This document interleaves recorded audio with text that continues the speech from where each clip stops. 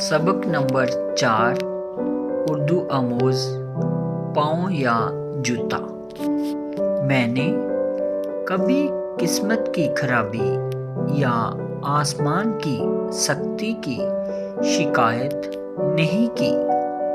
एक बार ऐसा हुआ कि मैं नंगे पाँव था और जूता भी ना खरीद सकता था। इसी गम में मैं कूफा की मस्जिद में दाखिल हुआ। वहाँ मैंने एक आदमी को देखा जिसके पाँव ही नहीं थे।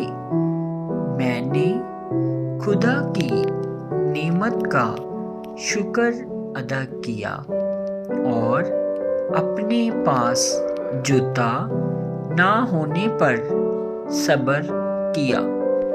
पेट भरे आदमी के लिए भुना हुआ मुर्ग भी घास से घटिया है, लेकिन जिसका पेट भरने का कोई जरिया ना हो उसके लिए उबला हुआ शलगम भी भुने हुए मुर्ग के बराबर है।